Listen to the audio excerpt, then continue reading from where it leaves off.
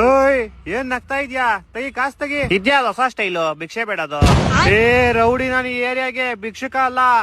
ಎರಡ ಒಂದೇನೆ, ಕೇಳೋ ವಿಧಾನ ಬೇರೆ ಅಷ್ಟೇ. ನಿನ್ನ ಹತ್ರ ಎಷ್ಟ್ ಕಾಸಾಯ್ತೋ ಸುಮ್ನೆ ಕೊಟ್ಬಿಡು, ಇಲ್ಲ ಅಂದ್ರೆ ಇವಾಗ. ಇಲ್ಲ ಅಂದ್ರೆ ಏನ್ ಮಾಡ್ತೀಯಾ? ಚಿಕ್ ಚಿಕ್ ಪೀಸ್ ಕಟ್ ಮಾಡಿ ನಾಯಿಗೆ ಹಾಕ್ಬಿಡ್ತೀಯಾ? ಇಲ್ಲ ಶೂಟ್ ಮಾಡ್ಬಿಟ್ಟು ಹೊಡೋಗ್ಬಿಡ್ತೀಯಾ ನಾಯಿ ತರ? ಇಲ್ಲ ಸಾಯಿಸ್ಬಿಟ್ಟು ನದಿಗೆ ಎಸ್ಬಿಡ್ತೀಯಾ? ಏನೋ ಮಾಡ್ತೀಯಾ? ಎಲ್ಲ ನೀವೇ ಹೇಳ್ಬಿಟ್ರಿ. ನೀವೇನು ಹೊಸದ್ ಕಂಡಿಡಿಯೋದೇ ಇಲ್ವಲ್ಲ ಬೇರೆ? ಇದೆಲ್ಲ ಕೇಳಿ ನಮ್ ಭಯನೂ ಹೋಗ್ಬಿಡೈತೆ.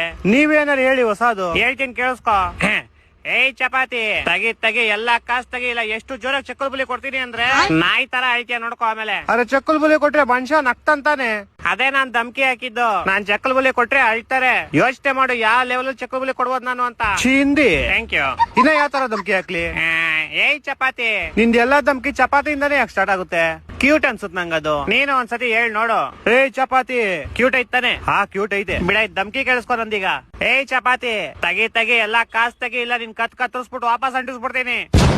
ವಾಪಸ್ ಎಂತಕ್ ಹಾಕ್ಬೇಕು ಮತ್ತೆ? ವಾಪಸ್ ಹಾಕಿದ್ರೆ ಕಾಸು ಹೆಂಗ್ ಕೊಡ್ತಾನ ಅವ್ನ್ ನಿಂಗೆ? ಸಾಯಿಸ್ಬಾರ್ದು ಅವನ್ನ ನಾವು.